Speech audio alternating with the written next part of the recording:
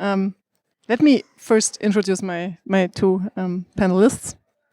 I am so happy that I have really two renowned experts here on stage. Here's Marina Crotofield. I interviewed her a lot for my book lately and for some articles I wrote about the topic. She's a cybersecurity professional with over a decade of hands-on experiences in securing industrial control systems. She managed and executed diverse technical projects around the world across a variety of industrial domains. And you will hear a lot about her work, which is amazing. And then we have Oleg De Rivianco. He is the co-founder, chairman of board, and chief vision officer at ISSP, Information Systems Security Partners. I visited them last December. It's a private international cybersecurity company founded in 2008 in Ukraine. They are in Kiev and currently operating globally. ISSP acted as the first responder to and investigator of many of the most sophisticated cyber attacks in history. And the US magazine Wired named them the go-to firm for victims of Ukraine's cyberwar. So very warm welcome. So great to have you here. And I actually very much remember how Yeva have to walk almost 2 kilometers when her Visa card was declined and she could not buy a ticket for the metro. And I was waiting for her and she walked alone in the darkness in a known city, in a new city alone because she couldn't buy a ticket. I remember that always moment. Wear comfy shoes. Yeah, so the physical war right now, the Russian aggression war, is accompanied by some cyber attacks, as most of you may have heard of. Most of these cyber attacks are not really sophisticated, but some of them bear the signature of well-known Russian state hackers. For example, was there an attack on the power grid a few weeks ago, and there was this satellite network attack around the beginning of the physical war.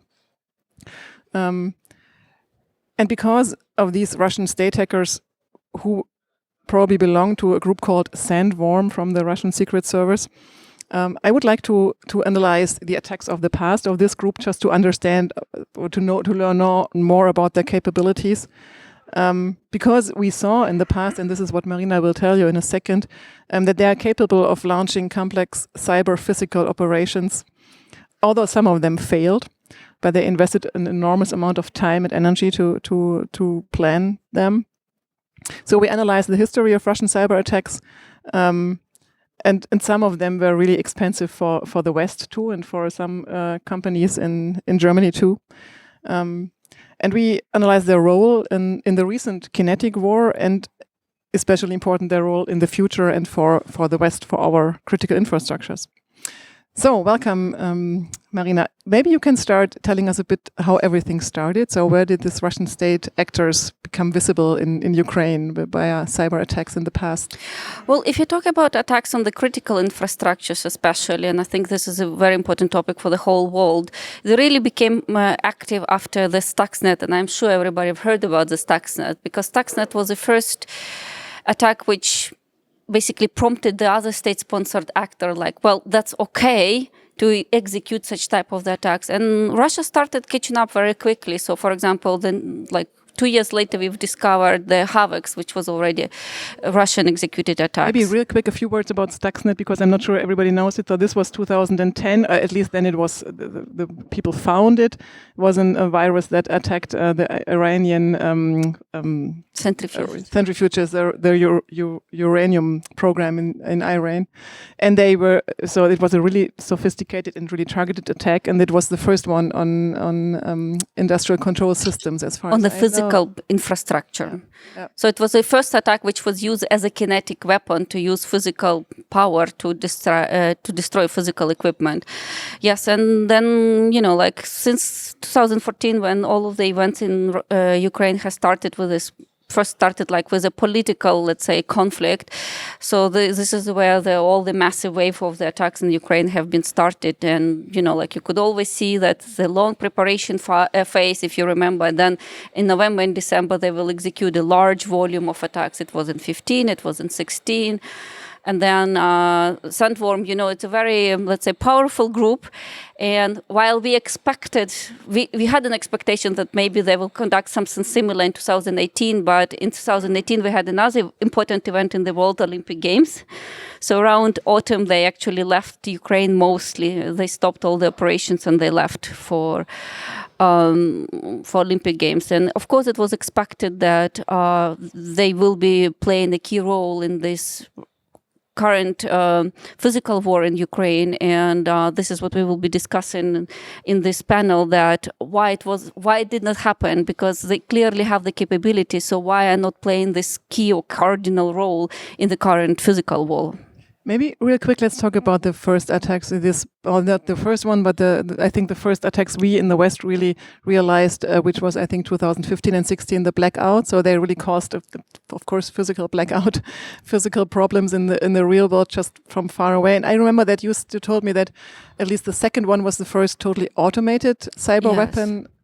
So this is actually how I started working together with ISSP, and how I've been knowing Oleg also for over 7 years. So this is the largest cybersecurity company in the world. And after we've seen the first wave of the massive attacks, when you have like more than 10,000 attacks on the governmental sector executed within a short period of time, we started working closer with the government and with the industry, well, guys, you need to defend. You need to monitor, you have to predict, you need to get ready. And this is where I started working also closely together with the SSP, where in 2016 we already have been seeing these attacks, we've been preparing for these attacks, we anticipated this attack. And in 2015 there have been attacks, if you remember, on the Ukrainian power grid, it was the first. And in 2016 it happened the second, and together we conducted, with the SSP leading, we conducted the full incident response on the power grid attack. And it's important to understand that there was no need to execute that attack. It was merely like when you already executed 2,000 attacks, one more does not play a really big role. It didn't have massive impact. It was more or less as annoyance, because, like when we have a normal, comfortable civilian life, anything like if you have electricity switched off for 1 hour, it's like really irritating. So, but it wasn't it. So I remember that it was only 1 hour, and everybody said, okay, luckily. But then I heard that it was maybe only practicing, and that they could have turned it off for much longer. And then I think it real quick can become deadly, right? And this is where, so the tools which they've been using in that attack, they did not indicate that they were capable of anything else. It was really realistically like very simple scenario. And it's also, this is what we wanted to discuss also in this session, is that, like preparation for cyber attacks, what makes cyber tools or cyber weapons so unattractive as a weaponry, because the preparation takes so much time. It takes almost a year to conduct a full intrusion, to have a persistent access. So for that specific moment where you may or may not get, because you might be detected while you're trying to get your way into the infrastructure. So depending, like if you look at previous examples, it's a prolonged, like it's multi-months, up to 12 months for that specific moment to have such limited impact. So it's more or less as a practice, and the impact is not that dramatic, and they have not shown, so if you look at the malware which they use, they have not had intention or capability to execute anything serious. So the next question would be, why are they doing that? But Oleg, I would like to include you. I think you have been in Kiev right now, right back then, and you are in Kiev right now. So do you remember that blackout or other things you realized impacting your daily life and some of these maybe attacks? Non-Peter? Well, of course, like everything that happens, like that has significant impacts the daily life, but I would just maybe go back a little bit to history of Russian operations globally and their offensive operations globally in cyberspace.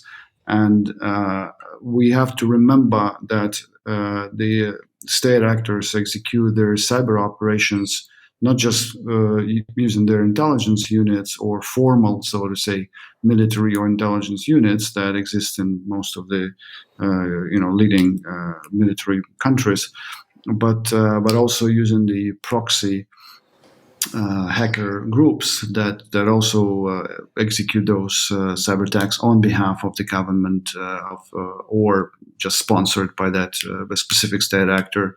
But going back to the Russian cyber attacks, well, the first kind of perceived known, let's say, recorded state actor attack, specifically a Russian Federation attack, it was 2007 on Estonia, when they just first used that attack in order to demonstrate a cyber power and in order to demonstrate that they would use cyberspace as a battlefield and as a response to something they don't like.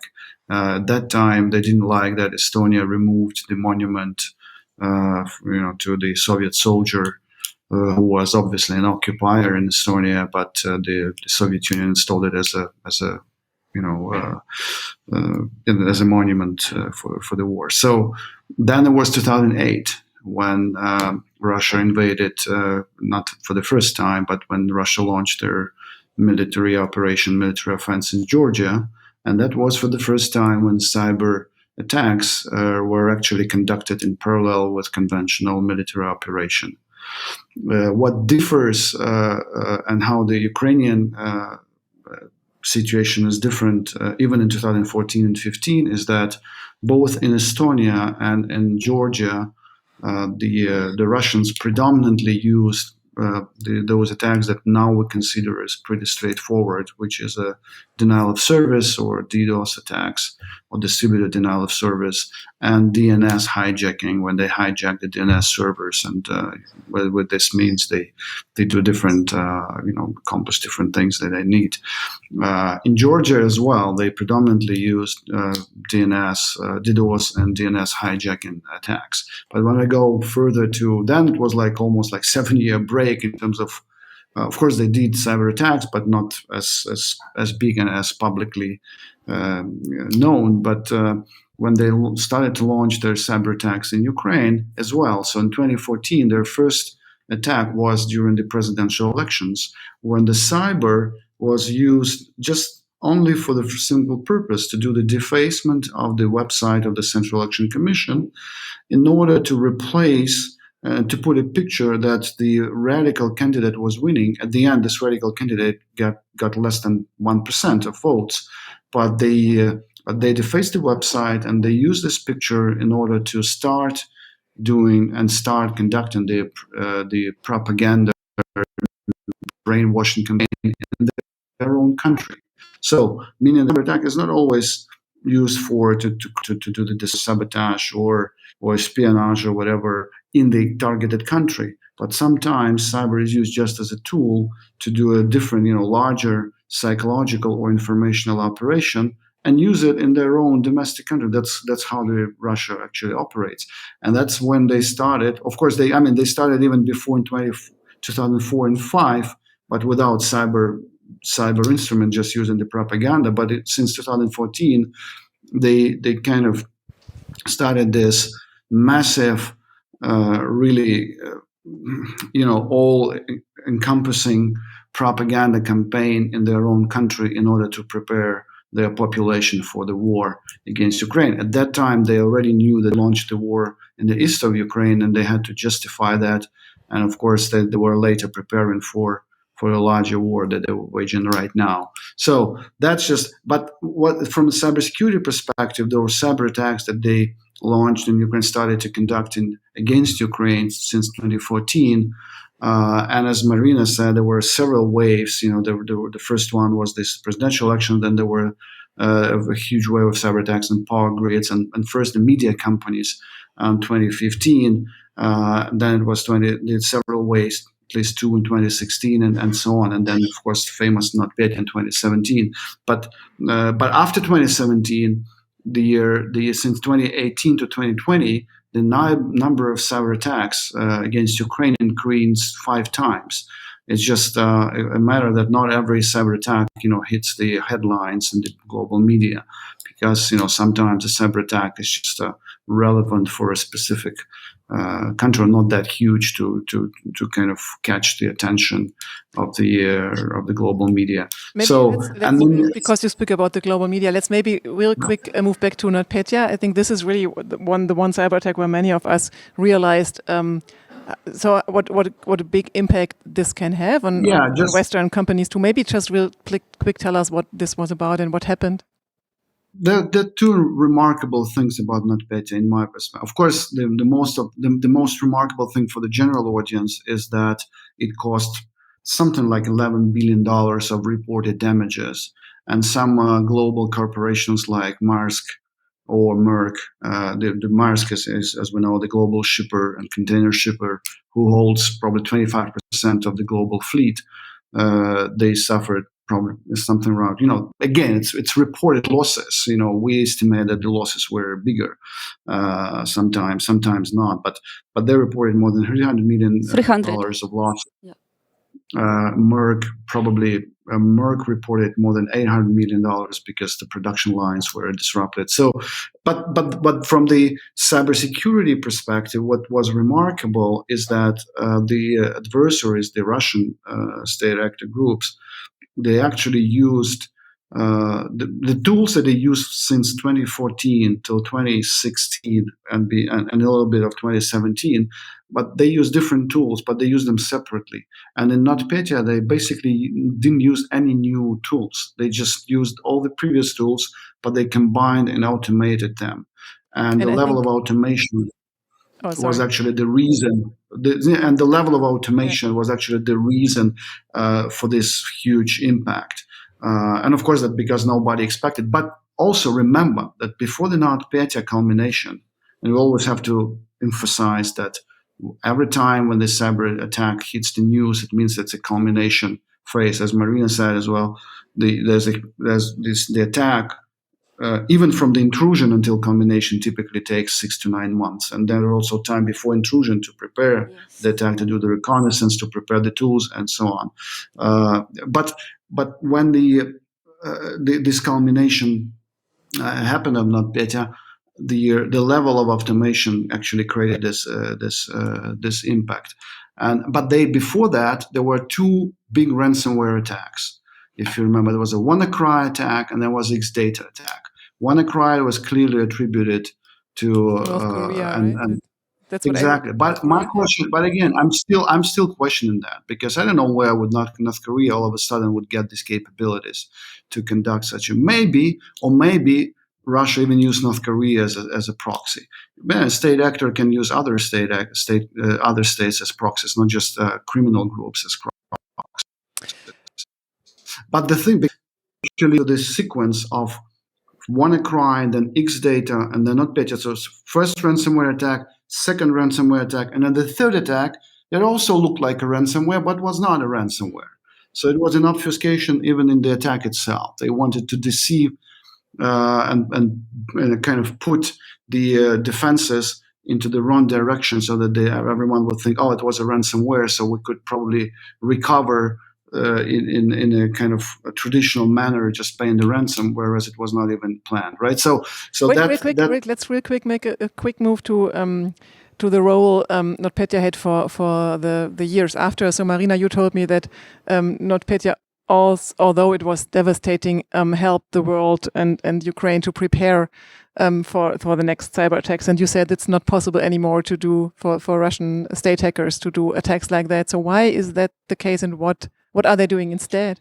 Yeah, and this is what Oleg said very smartly, that, like when we see these 3 ransomware attacks going one after another, there is a reason for that, because the attacker understands. So cyber weapons, they are one-time use weapons. So once you showed the capability, the defenders have immediately opportunity to defend. So if you will not size the opportunity, so this is what NotPetya was using, the same SMB propagation vector. So if they would not use that momentum right away, they would lose it forever. And since that, it will be extremely difficult. So every country analyzed their supply chain opportunities, like which another software can be used to unleash such attacks. People introduce segmentation. So executing this large-scale attack right now will be almost impossible, and certainly also not in Ukraine. But we could see, because especially non-petty had also impact, also it propagated from Ukraine globally. So that would not be possible anymore. And together with Oleg, we also basically, I work for his company. In December, I've been executing, I spent the whole month in Ukraine, and I've been going to our previous customers, and the way how they advanced since then, all of those attacks were not for nothing. Ukraine has improved their defenses and detection capability significantly. So those attacks would not be possible anymore. And this is why we don't see this large scale. I mean, we have a volume, but the impact and effect of those attacks in Ukraine are not as before. And this is why one of the, for example, there was maybe attack on a critical infrastructure. There have been attempts during the war, and it was detected timely. So definitely, using cyber weapons, you have to really size the opportunity to use them, because it is expensive. So it's expensive for the defenders. Yes, Maersk has lost 300 million, but for the attackers to develop those capability, it takes a lot. It's also cost a lot, and then you're just losing that attack scenario. You can't use it anymore. So cyber war is not cheap, actually. Since our time is running, sadly, it's already over.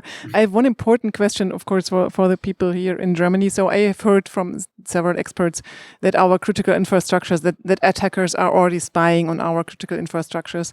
And so, of course, the question for us is how dangerous is it? Is the Russian Secret Service, for example, already waiting in our whatever chemical plants and will cause explosions just if Putin wants that? Or how dangerous is that? How worried do we have to be, and what can we do about that? Well, I guess so. You see, there is, of course, a big difference between cyber, being used in the civilian life, in a normal time and during the war. So what has an unpleasant impact in the civilian life is really not a big impact in the times of war. But so Europe has been issuing advisories that Russia is trying to establish persistent foothold in the critical infrastructures. For example, also in Germany since 2018. Yes, so cyber attackers every day they scan internet and look for the potential target. If there is something vulnerable, they take it over, they exploit it, they try to have a foothold on it. Whether they will be able to use it, whether they will ever have a capability and they will be able to achieve effect on it so that it will be meaningful impact, that is a big question, because I'm specializing really on large-scale operations, like how to cause a significant impact. And causing that impact with a reliably successful outcome is extremely difficult and takes enormous amount of effort and time. So we can be worried that the attackers will be trying to develop such capabilities, probably practice in these infrastructures, but something what can be seen as a large-scale war, probably not. Real quick, as a last question to both of you, and maybe Oleg, you start. So, is the West prepared for that? So, is our defense is that good enough for these kind of attackers? It's like you would, that's a great question, but, and I think it really relates to the previous one. We basically, my kind of advice would be, first, you have to stay calm and keep peace of mind, because otherwise it's just impossible to live in the modern world if you would think about all the threats that we're facing. But on the other hand, in cybersecurity profession, we all know that cybersecurity is not a result, just as a regular security. It's a process. So you may be prepared at this given moment, and the next moment you may be not prepared at all, because the adversaries may have discovered some zero-day vulnerabilities, so vulnerabilities that were not known before, and found the way how to exploit them. Meaning that you have basically cybersecurity, nobody understands it, but cybersecurity is a human business. Technology is just helping to do the job and helping the analysts, helping the threat detectors, threat hunters, the incident responders, engineers who do the who install the systems and maintain them. So, it's intensively labor kind of intensive, sorry for this tautology, business. So you need people, you need trained people, and people need to go and do their job, just like a regular police with all the equipment, with all the cameras installed. If you would not have police on the street, you would not have security on the street. And you don't know when the next incident may happen. You have to be prepared every time. And that's why the question is, yes, some organization can be better prepared at this specific moment of time. Some of them can be less prepared, and another moment of time could be vice versa. So it's basically a never-ending story, and of course it's a balance between how much you can invest into your security versus invest in business development, product development, in your people, and so on. It's really a game of a business risk, assessing the risk, understanding the risk, and then taking the measures in order to mitigate the risks as much as you can. Thanks a lot, Oleg. Maybe one last sentence, because the time is over and people are already waving on me to stop it. It's Marina. One last sentence from you. Well, the last sentence, since we are talking about cyber war, it's really like, especially after this kinetic war, the world will be studying what cyber operations what's happening, and we will really start dividing cyber operations during peaceful times, military times. The regulations, the law will change because the impacts are different. That's it. So I think there will be a lot of regulations coming after this war. Thank you so much. So cybersecurity is a process, and we will see which regulations are coming. Thank you so much, Oleg and Marina, for being here. Thank you all for being here. Thanks, everybody. And stand with Ukraine. Cheers.